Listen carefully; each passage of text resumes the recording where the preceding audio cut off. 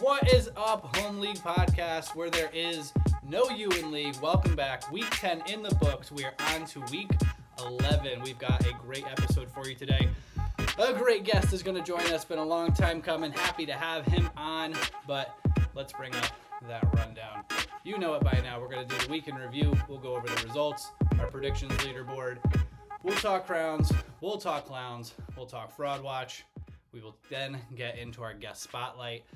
And then from there, we'll dive into the week ahead. A little bit different this week. We're going to start with our boom and bust predictions, and then we are going to get into a new segment, the path ahead. We will then wrap things up with the 18-second parlay and the catch up as always. So let's get into it.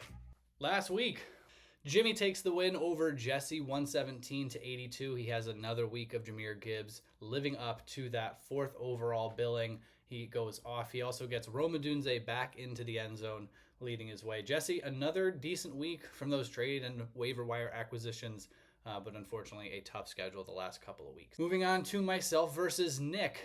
Nick takes the W, 85-72, kind of a slow matchup, but Caleb Williams pushes ahead with 25 points, and Jalen Waddle, recently acquired, goes off for a long touchdown, gets 14.4 points. Kyron Williams gets into the end zone 2 times and goes for 70 yards on the ground. Moving on, Steve steals a late matchup from Tyler. Aaron Rodgers stinking all game. I think he had negative points in the fourth quarter at one point. Squeaks something out. I don't even know how he did it. Gets to 6 points and gives Steve the 4-point victory. He's also helped out by Amon-Ra St. Brown, and obviously a massive day from Jonathan Taylor. Meanwhile, Tyler, not enough from McMillan. Another disappointing week. Going over to our next matchup, we have Evan versus Brendan. Evan doesn't really find too much success. Alex Pierce goes for 4 catches, 84 yards, and a touchdown, but the rest of the lineup kind of slugs along. Meanwhile, Brendan gets some help from Daniel Jones. Another great day from Josh Jacobs, who gets a touchdown, as well as Aaron Jones, who worked out quite well. So Brendan takes the win. Moving on to Ryan versus Dan.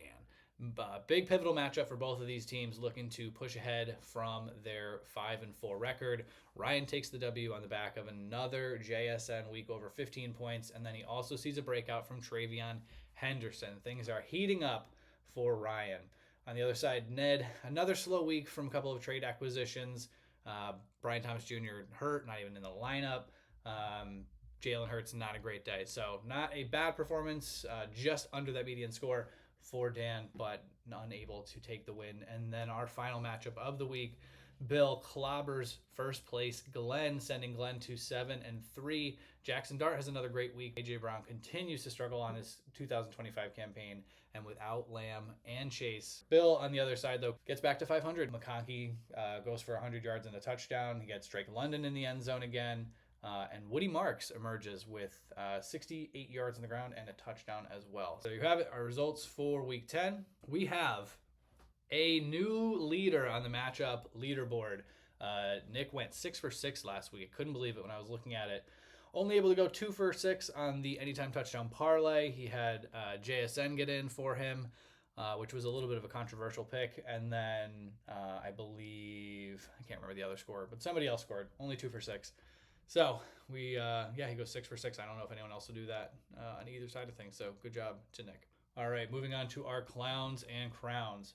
Jimmy takes the crown for the overall score of the week. Glenn with Jackson Dart takes the QB crown. Steve takes it for running back. Dan takes it for wide receivers. And Nick takes it for tight end and flex. Over on the clown side, Evan takes the clown of the week for total score. Bill, for his second straight week, takes the clown score at QB. Bo Nick's not getting it done. Running back, we have Dan again. That acquisition of Krosky Merritt has not worked out. Glenn, with 2 receivers on bye, gets the clown of the week for wide receivers. And Evan pops up again with the clown of the week for tight end and flex. Moving on to Fraud Watch. So some big updates here. I actually like how things worked out. So you can see the standings head-to-head. All the way on the left there. And then the median scoring, Glenn and myself both took a loss. Bill and Tyler both acquired another win against the median score. So you can see some of the differences in their scoring throughout the season versus some of the other teams. Everybody else kind of staying pretty equal. Dan, the other one who is a big outlier, 2-8 against the median score this year. Overall, he would be 7-13. Meanwhile, Bill has pushed up to tie Glenn and Tyler at 14 and 6, while I have slipped down to 13 and 7. Steve, Jimmy, and Ryan all push up. Ryan getting to 11 and 9, Jimmy and Steve to 12 and 8. So could be really interesting. There's big movement with the median score if we were to include that. Theoretically, Ryan could tie me next week if I have a bad week and he has a good week. Don't even have to face one another. He can just move up that much in the standings. So I think that there's some interesting stuff with Fraud Watch. But we'll move on to our average score of the week. There we go. Look at that. So 85, I said it last week. If you're not scoring over 85, you shouldn't really expect to win. And that was true right on the dot pretty much this week. 85.26 was the median score. Without further ado, I'm happy to introduce to you our guest this week, Evan. How are you? Happy to have you on. Let's get your audio up. Hopefully we didn't test it. Evan's got a good computer. He's got a good headset. And there's really not much I can do. I've turned my volume down a little bit. But Evan. Yeah, doing good. Happy to be here. Been giving it my all this season, but have not been as fortunate. But yeah, happy to get on and discuss some happenings of the league and some projections, and just having fun with it this week. I agree. Let's dive into it. Let's pull back a little bit. We're going to look at your history in the league. You are obviously a founding member here. League data only goes back 10 years now, so we can see 10 seasons. First thing that jumps out at me, I see kind of what I would call a COVID dip. A little bit of a rough patch there, but overall, some good performances. You're either just outside the playoffs or in the playoffs most seasons. You've got 5 playoff appearances. However, you've not been able to break through and get into that championship game. So potentially, on the edge here this season. We won't talk about it quite yet. We'll get to that later. But let me ask you this. Was there anything that you were doing this year in the draft process? I've asked everybody that's kind of going into it. Was there anything different that you had on your mind as we approach the draft? I knew right off the bat that I would be taking Jamar Chase, and so that really puts me in I think in a tricky position. I think the one spot is, over time we've seen that it's kind of a difficult spot to be, because if you swing and miss, you're in trouble. So some misfortune with Burrow going down. I tried to stack some what I thought to be wide receiver. It's hard. I'm looking at my team right now, and it's so different from the one that I drafted. I kind of wish I had that visual. But thinking back on it, yeah, I thought I was just I took Dylan Sampson, which was a huge mistake, but no one knew how Quinshawn was going to play out at that time. The draft, you go back, the perspective there is just so much different. But in hindsight, I would have probably taken someone a little bit more reliable. Same with Tony Pollard. I took a risk on a terrible offense, but it wasn't at the time. It was just a risk, So I thought I was getting value where I was, and I was actually pretty happy with my team. Drake May turned out to be what I expected. RJ Harvey, that was a bit of a reach, with Dobbins being in that role. But, he's kind of playing out to be a playmaker, but not, a real confident start each week. Although he's been scoring touchdowns, and if I started him, I'd be in a much better spot today. I'm sure we'll touch on that. But, yeah, I tried to just stack up where I could and try to sneak some value this year. But didn't really turn out.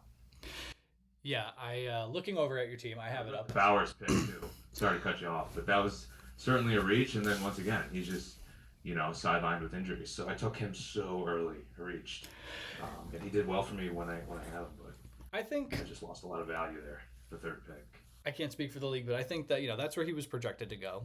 Was right around where you took him. So I don't think you have to feel too bad about that one. But looking at the, I do have the graphic pulled up, and you do currently only have 2 players that you drafted on your roster. Obviously, Drake May ended up being a fantastic pick, and then Tony Pollard. So you obviously mentioned him. I think a lot of people were high on Calvin Ridley.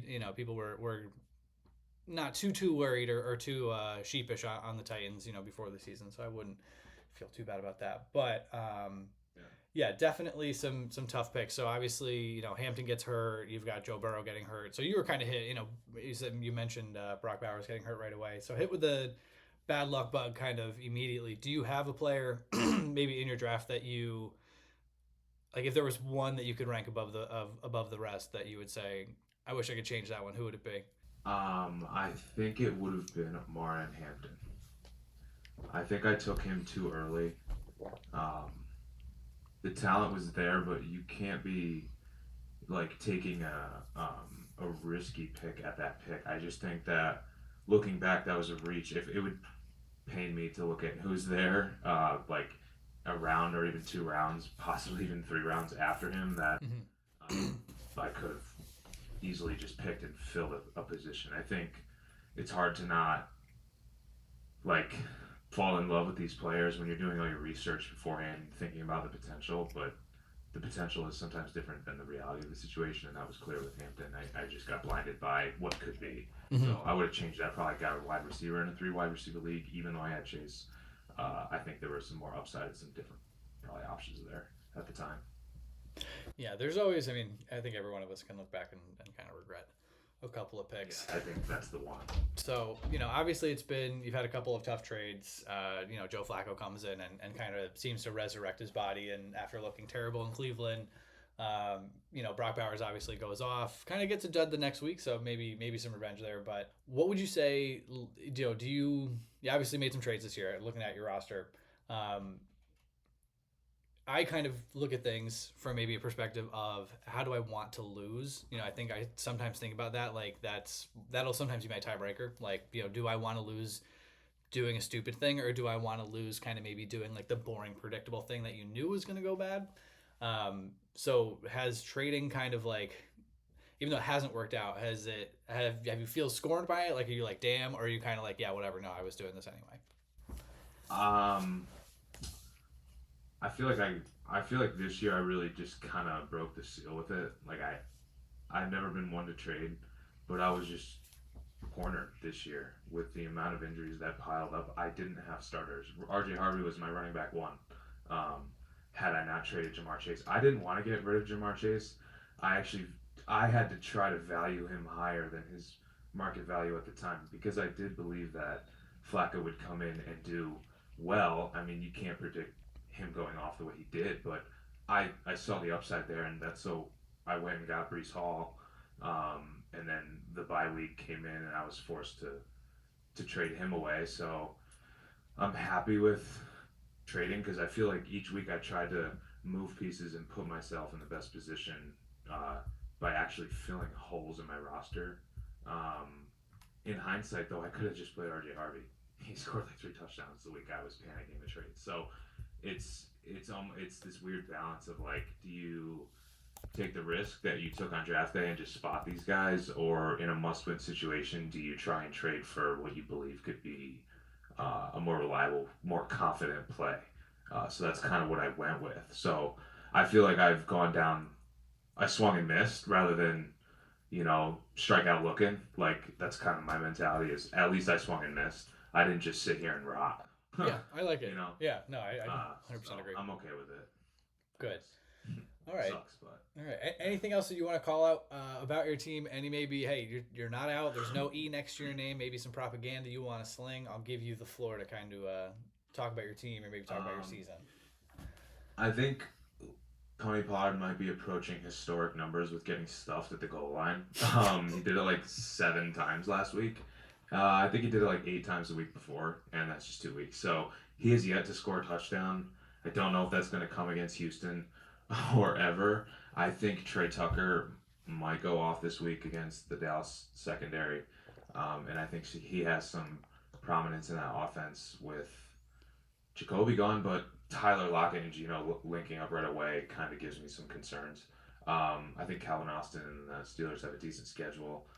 I'm really happy about DeAndre Swift and Drake May. So Hunter Henry is the number 4 tight end. So I Really? think I have a swinging chance to win a game or two and potentially not come in last. That's what I'm aiming for. It would be a miracle to make the playoffs, but I'm just trying to post some decent scores to end the year and try to ruin some other people's day. That's the goal. I like it. Honestly, I think it'll ruin their week. Gotta stay competitive. At least they're like 3 days of that week. Yeah, I like it, especially with the punishment. You got to keep fighting. But all right, get those Tony Pollard and Trey Tucker trades in to Evan next week. You heard it here. All right, so let's move into our next segment. We're going to switch things up a little bit this week, and we're going to go into our booms and busts. An interesting mashup. I will set it up. It's going to be Nick and Steve. Nick back-to-back wins against Glenn and myself, trying to stay in it. Steve gets a crucial win last week. They're both looking to kind of push ahead. Nick really fighting to keep his season alive, looking for that seventh spot, and Steve trying not to be in the mix for that 5, 6, 7 spot. So you have Nick taking the W. You have Jalen Waddle going against the Commanders with a boom, and you've got Xavier Worthy up against the Broncos with a bust. So why do you have Nick winning? What are you seeing in Miami? And what's going on with Mr. Worthy? So I'm looking at the Miami Dolphins playing relatively with some high confidence in Jalen Waddle. I mean, it's just clear he's the number one. So I don't know who else they're gonna hammer the rock to win that game. He's just been the guy. So as they're kind of trending up, I just look at him as someone who's definitely going to get targets with a high potential to get a touchdown or red zone targets as well. I think Caleb Williams is a tough matchup against Minnesota this week, but he's also a guy that's, in my opinion, trending up. I think he's a playmaker, so I think he's going to get it done on his feet, making some plays. I think he'll have a good week. The Giants, I think Tyrone Tracy in the running game will be used heavily. So I think the opportunities for Rillo are there. Steve's been carried by, uh, shall we say his name, Jonathan Taylor. I know. Uh, Is he on a bye this week? Oh, he is. That's right. is he on a bye week? Yeah, because Josh Downs is on a bye my week. prediction. I think even a little bit more. Although Steve has some weapons for sure. Nick is so Patrick lucky. Mahomes, Amon Ra. I think Rico's a little banged up, but I think Chubb is a decent play this week. I had Xavier Worthy as a bust, but at the same time, that secondary is tough, and so he may be. I mean, there's some potential there for him to maybe cut through and catch a long ball or two with it just being a tough matchup for them. I think it's still going to be an explosive game. So he could play into that. DJ Moore, it does cancel Caleb a little bit, but like I said, I don't think there'll be a whole lot of. I don't know. That game's tricky. But yeah, I just see it swinging to Rillo this week just because of the other players on Steve's team. Theo Johnson, Xavier Worthy. There's just some dart throws in that lineup. Nick Chubb, Chuba Hubbard. It's kind of like, yeah, it's kind of risky. For sure, and he's got to replace Stevenson too. So we'll see where he goes with that one. I'll throw out Right, yeah. the Bears. I think lost their best cornerback this week. I think he's out for a little while. So we'll see if maybe Justin Jefferson can get something going. All right, so we'll move on to our next matchup. We're gonna pull up one little, still again, Bill at 5-5. It feels like he hasn't lost in over a month, but still that 500 record. So he needs every win. Jesse fighting to stay alive. He's had some tough breaks the last couple weeks. Obviously, another tough break facing Bill after the tear that he's been on. You've got Bill taking the win. You've got DK Metcalf going against Cincinnati with a boom. And then you've got Jerry Jeudy in Baltimore busting. So what do you see in this matchup? Me and Bill were talking about this the other day. How Drake London has just become the best receiver in the NFL since trading for him. I like the upside in Bill's lineup this week. I mean, CMC every week, all year. Devon A. Chain is just like he even said a game breaker type of player. I like Ladd. Obviously, DK's my boom. Drake, what I just said, and Marks is in there. I think the running game gets going in Tennessee. Not a tough matchup for them. So I just see every single player in his lineup just a confident play. Whereas you have JMO's kind of boom bust. RJ Harvey, I'm looking at these two guys I had on draft day. So you know how I feel about them. Genty, I think, is a good play. But I just don't see him compiling the points to stack against Bill's strong team this week. Could be interesting. I think Jesse's team is in for another good spot. I think Jalen Warren's in for a really big day. Genty, that's probably my prediction for the RB crown next week. Justin Herbert could light up the Jags. I usually try not to offer this much of an opinion, but I was just staring at this, and I think Jameson Williams could do some damage against that number 2 corner in Philadelphia. We'll see. Debo Samuel's no Terry McLaurin this week. This could be interesting. I agree. RJ Harvey might have a hard time against the Chiefs, but if he's the only guy there, if Dobbins is out, we'll see. So that'll be a fun matchup.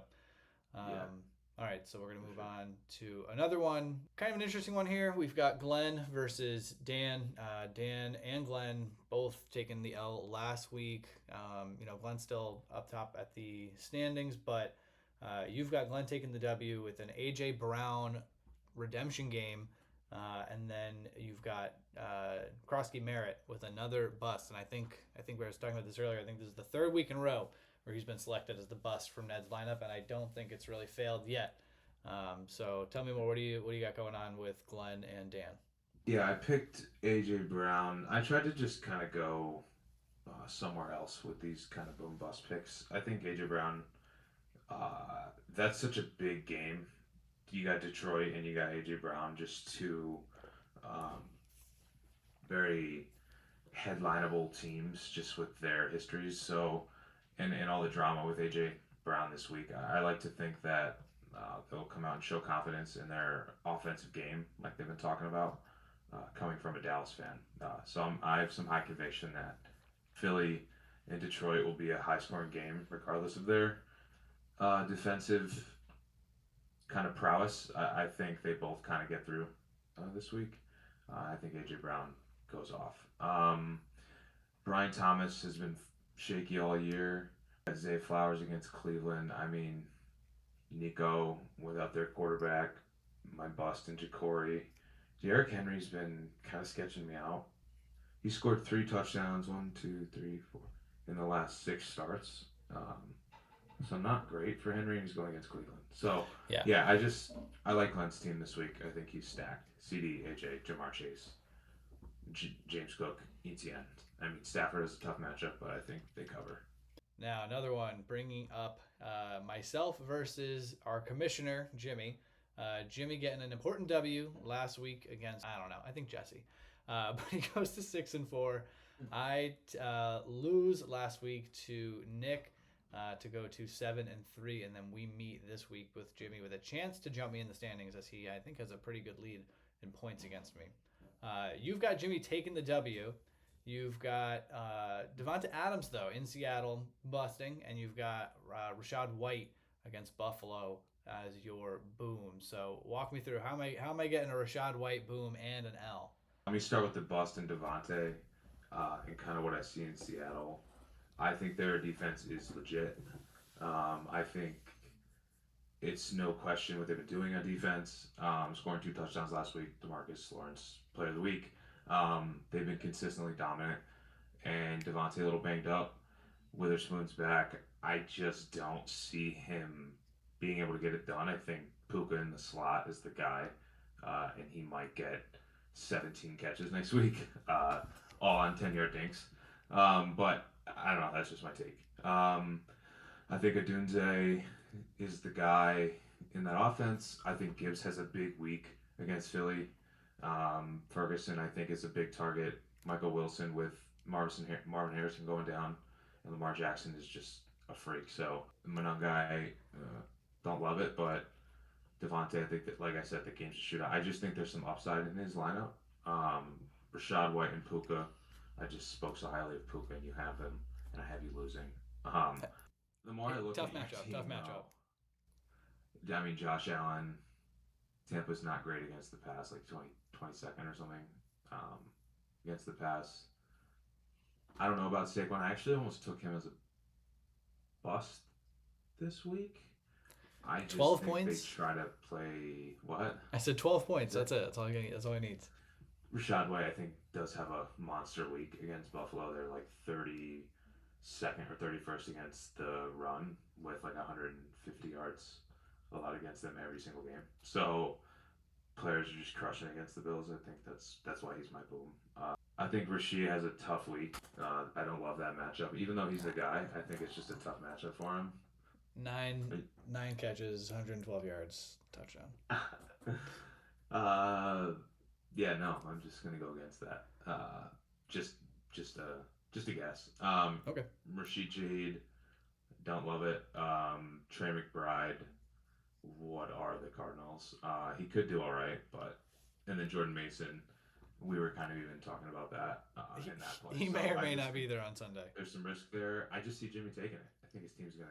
I think his team's gonna do it. He has a good team. I nominated him to be in the conversation for I did put him behind Glenn. I put everybody behind Glenn, but I had Jimmy and Bill in the conversation, and then lo and behold, those are the two highest scoring teams the next week. So I agree. I think he can definitely take it. I will say though, Sneaky. because you always have to pick yourself in the pod, Rashid Shaheed to the house twice. So all right, Ryan and Brendan. Brendan getting a nice little W last week. At this point, trying to stay in it, trying to fight. And then we've got we got Ryan, who took a key victory against. I don't know who Ryan played. I just talked about it, and that's bad. But anyway, he has Baker Mayfield back in the lineup this week. But you've got Stephon Diggs going up against the Jets on Thursday as your boom for Brendan. And then you've got Quentin Johnston, the recently acquired Quentin Johnston, who is questionable as your bust against Jacksonville, even though I just hyped up Justin Herbert in Jacksonville. So why do you think Ryan survives his bust this week and takes down Brendan? Two players, Jackson Smith and Jigba and Trevion Henderson. They're both I think good. are both trending up. I mean, not Jackson Smith and Jigba. He's not trending up. He's been up. But Trevion displayed some real ability last week. I think he steps into that again with Stevenson out. I see Stefan just having a big week against the Jets home. Drake Mason playing unbelievable. So I think he just continues to do that. Ryan's lineup. I think his floor I think is a little bit higher. Just having I think Chase Brown has a good game. It's just kind of a tough one to pick, but I'm just going with Ryan because I have some bias. So Ryan. I picked Ryan. I had him. I don't. Maybe it was third. I entered him in to be as high. He could have been ranked as high as third in my power rankings exercise with Nick last week. So Yeah. I definitely like Ryan's team. Henderson playing the way he played last week. I mean, if he just wins that job outright and Ramondre Stevenson goes down, like that's pretty big. So we'll see. Garrett Wilson going down and not being able to like even see the field and not even be something that maybe he can trade. I think that hurts a little bit, but Dowdle, Henderson, Brown, all heating up at the right time. He's got the wide receiver. We'll see. I think Ryan's team is in a good spot. All right, our last matchup. We saved the best, most important one for last. We've got Tyler going up against yourself. You are on the ropes, my friend. I think there's no doubt about it. This could be, I don't know if it'd be the week. We haven't done the math. Maybe we'll find out. We've got yourself going up against Ty. A battle, I'm sure that is deeply important to you. You've got Breece Hall, who you recently traded Ty as a bust. He busts against the New England Patriots. And you've got Drake May, your crown jewel, against the Jets, going for that boom. So why you do have Tyler taking this one.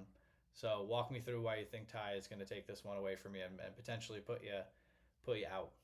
T. Higgins actually.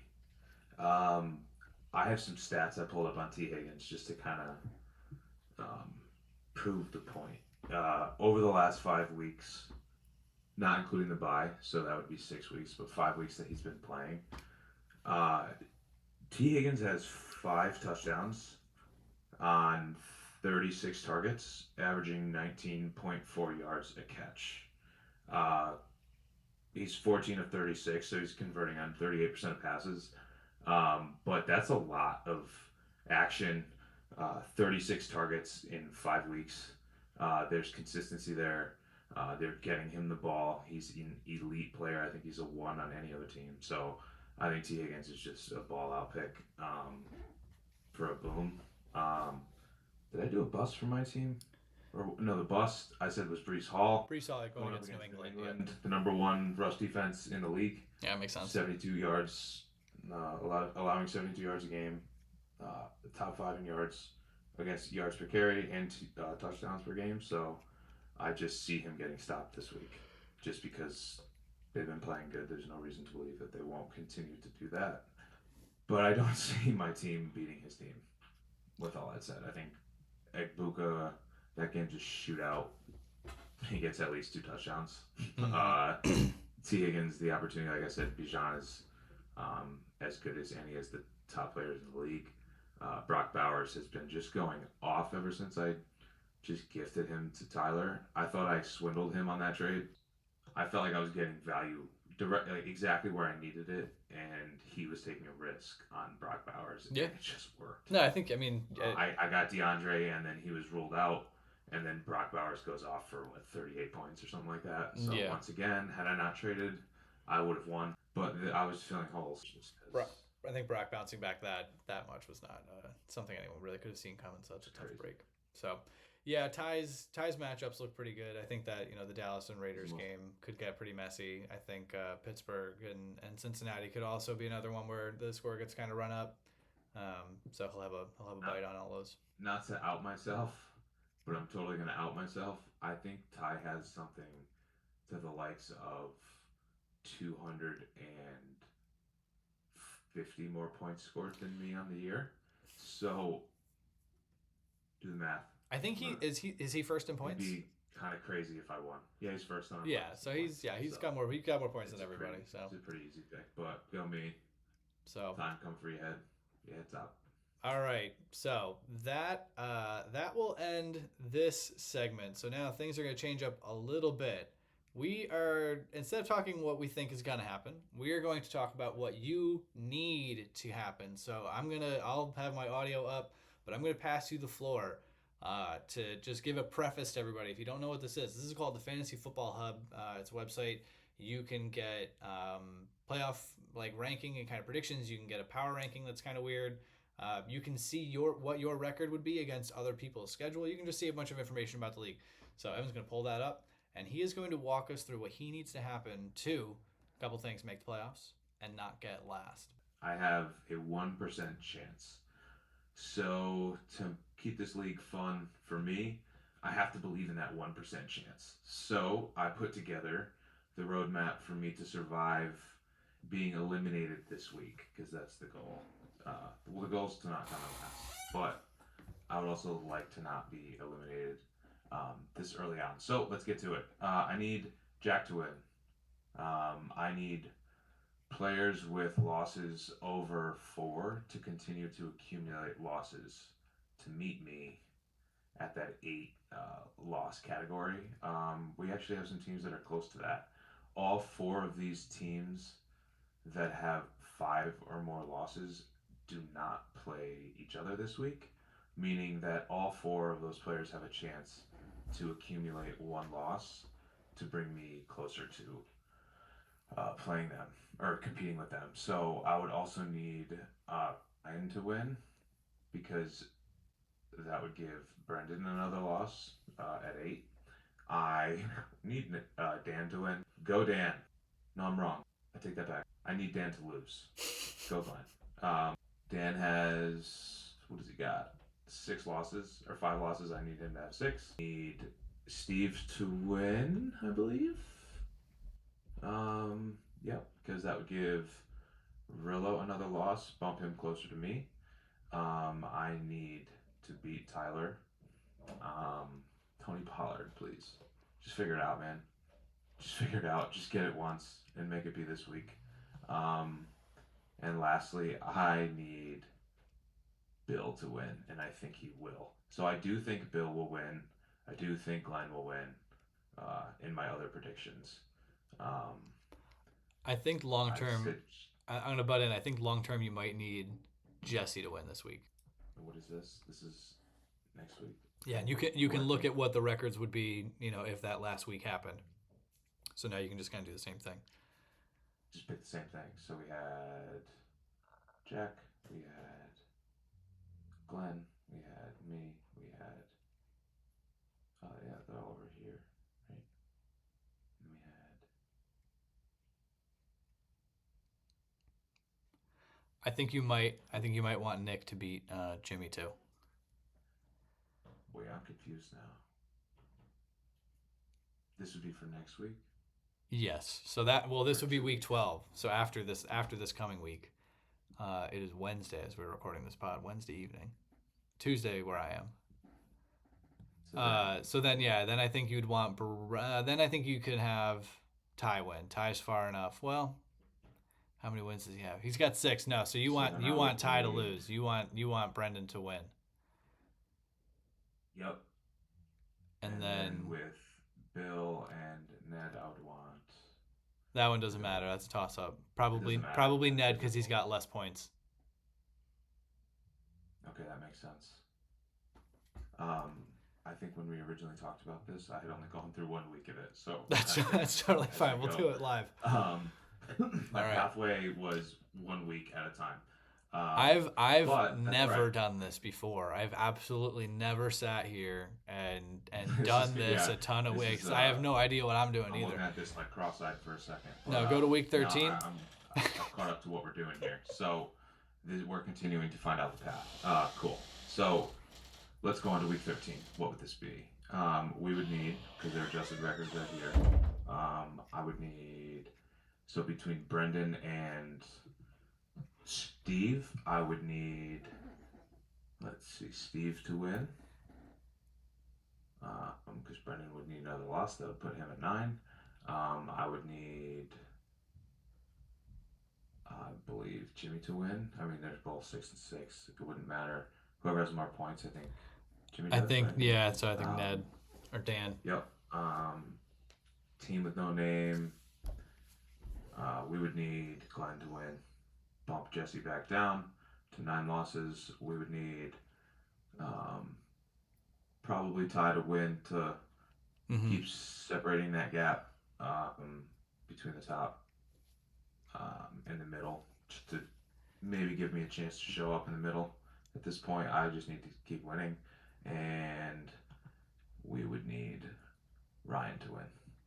I'm starting to get the hang of this thing. So then this would put me at what? 10th? Let's go on to week 14. Last week of the year. What would happen? I win. Miraculously, I've won out at this point. Glenn just has been on a tear. 3 losses to total his year. Justin, Deerback, Rillo, and Jesse. I would need. You need Jesse Let's to win. see. I would need Jesse to win. I would need Jimmy to win. Actually, no. That doesn't matter. I like Jimmy's team. Let's go with Jimmy. Oh, it's Steve, though. I'll give it to Steve. Sorry, Jimmy. And here we would have Department of Warren. I don't think this one matters either. It does not. And then you need me. And then I would need you. And then you'd be tied, and you'd need to I'd beat be him in tied, points. so it would come down to points between me and Danny.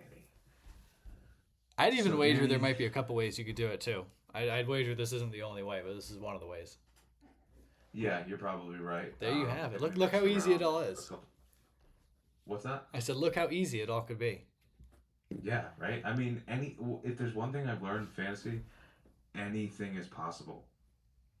5 of my players that I drafted didn't do a single thing for me, and I thought they were all sick. Marvin Harrison just got his no, appendix removed. yeah, random. It's just the randomness of it all leads me to believe that 1% is enough to believe. So let's, I dig keep it. going. I dig it. All right, so this is again just one of the many ways that it could still be over. And again, if you're in Evan's boat, you could be one of these teams pushing ahead. You never know. So let's us. So good job. Thank you for sharing screen there and walking us through that. Yeah, I thought you did a really good job. We're gonna move into our next segment. Next segment here, the gaining momentum and infamy. 18 seconds, 6-player, anytime touchdown parlay. 1 player per matchup who is going to score a touchdown. I'll give you 18 seconds to rattle off your players, and then you can talk a little bit more after that. But on my watch, I'll have you list these players off, and then if you've got the odds, let us know. If not, I'll try to post them at some point to the channel. But in 3, 2, 1, go. I got Jalen Warren against Cincinnati. I've got Saquon against Detroit. I've got Caleb Williams against Minnesota. I think he gets it done on his feet. Crazy pick, but let's go for it. Josh Jacobs against New York. Kate Otten against Buffalo. He might score two. Book it. And T. Higgins, unreal, scoring a touchdown. All right. I think that was the fastest one. We'll reveal that again. I'll review it one more time. We've got Josh Jacobs. We've got T. Higgins, Kate Otten, Caleb Williams rushing touchdown. We've got a Saquon Barkley anytime touchdown and a Jalen Warren, his second appearance in recent weeks on the 18-second, six-player anytime touchdown parlay. So we'll find out what the odds are. It might not be released yet, or at least updated some of the players they hold off on. But we'll see what it comes out to be. We'll see where you land on the predictions leaderboard. We've got your booms and busts. We've got your six-player parlay touchdown. We've got your path ahead. Obviously, again, you're on the ropes, but you fight till the end. We hope to not see that E pop up next to your name anytime soon, so that you can keep going until the last week. And obviously, you just don't want to come in last. So that brings us to our final segment. If you've been watching the pod, you know that music's not supposed to turn on right now, but my producer, not with me. So we are going to get into the catch-up. If you know how it works, Evan, I will give you the floor. Update the league on anything you got going on in your life, anything you want to talk about. Could be interesting. Maybe you had a child. Maybe you wrote a book. Maybe you just have a new opinion on something you want to share. Anything from the extraordinary to the mundane. What do you got for us? I'll give you the floor now. Yeah, I didn't really prepare for this part of the segment. So I'm just gonna go ahead and riff here a little bit. I'll just keep it fantasy based. I have I feel like I've put a little too much time into uh, fantasy, thinking about it kind of sporadically rather than having a plan. I've been real busy, just back at school and just real busy with what I got going on. So my time is really kind of limited. I'm not making excuses. I'm just being real. So I I would have liked to maybe formulate a little more of a plan and try and show up one of these years in the playoffs with a real good team. But I took some more risks this year. Just been going busy, doing my thing. So I've been having fun with it though. Things are great, looking up, and I'm looking forward to see who is able to string it all together to end the year off. Yeah, I'm just out here surviving, guys. I know you probably look at my team and giggle a little bit and laugh, and just kind of know that I'm not taking it too seriously, and I'm still trying to make some moves, baby. So let's keep this thing rolling. Uh, yeah, thanks for having me on. It was fun to talk about. Sorry, it was a little choppy going through that. No, that was great. You've been a good guest. My path ahead, but yeah, there's some ways it can happen. So I'm not letting you off quite this easy. I do appreciate that you kept it fantasy based. No one has taken the opportunity to do that. I've never made rules about it. Okay. I would say that you're the most name dropped person on the pod. Obviously, we've never done the pod before. But a lot of people had a thing to say about Evan. A couple of times I got dragged into saying things about your team. So you had the number one pick. That obviously just doesn't put a target on your back, but it puts a different kind of pressure. You're kind of, you're the main character for the longest time. You're on the clock the second we make the draft pick in May or whatever it is, April, maybe January. I don't know. We can do it whenever. We can do it next. We can do it on the last pod, or the first pod. But I think that it's been good to see you make some moves this year and obviously stay in it. I've had years where your team does get hurt. I was on record saying that fantasy is not a lot of luck. I've stuck to that. But this year has made me have softened on that opinion, and maybe I've realized that a lot of it is catching lightning in a bottle. But at the same time, you gotta put your nets in the right spot. So Steve got Jonathan Taylor at the 8th pick. I thought he went later than that, so that's good to hear that he went that early. Our league is sharp. Our league is sharp. My entire lineup went on IR. So yeah. I thought I had a sneaky pick in Ricky Pearsall. I mean, if you look at what he did last year with Brock Purdy, I'll die on this hill. He was unreal with him to end off the season. He was unreal with him to start the season. And then then he just gets hurt. I mean, apparently And this now he hasn't even practiced it in 5 weeks. whatever. I've held on to him because he's the only thing I've got left of my team. Brock Bowers, I mean, Omarion Hampton, Jamar Chase with Burrow going out. I essentially had nobody to play all year. What's his face? It was a risky pick with Chris Godwin, but once again, I went with the upside. Hasn't even played one game, didn't do anything, and then hasn't played, went back in IR. So I've had no luck with that. So I made moves and I switched it around and hopefully I can stay in it. But it's been tough sledding. You've had dramatically bad year, luck, yeah. CMC last year, it's just been rough. Yeah, going back anyway. We didn't even talk about that. We won't share that with the pod, but maybe we'll do an Evan Lore. We'll do a redemption. We'll do a redemption pod eventually. It's crazy. We'll get you there. But I think you talked about having a plan. Not to keep you too long, but I went in this year with a plan, and it's like, I don't know. I kind of agree. Like, it is good to just like, I mean, I obviously think about this stuff too much, but I don't know where I'm at right now with my team. I don't want to share too much. I usually don't try to share anything about my team anymore.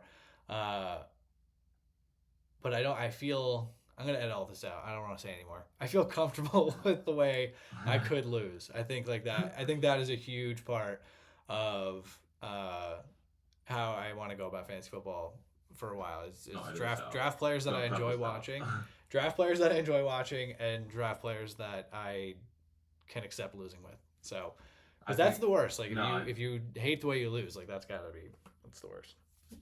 I think that's completely accurate, and I couldn't agree more because just my moves, throughout the year kind of back that up as well. Just filling in where I need to and feeling okay going down with the players that I start rather than just dumping in players that happen to be on my bench and I just don't even care. Like, I'm going to try to move some people and stay in the fight, even if it hurts, like Jamar Chase. My God. I'm gonna end the pod here, but definitely don't look at how your team would have ended up if you had kept Brock Bowers and Jamar Chase and RJ Harvey and Jameson Williams. Definitely don't look at that. I had Rico Dowdle at one point on my lineup. All right, so we'll end it there. Evan, thanks for being on the pod. Shout out to everybody in the league. Shout out to our commissioner. Shout out to our champ. Shout out to my former producer. It was a blast. I will see you when I see you. Good luck this week.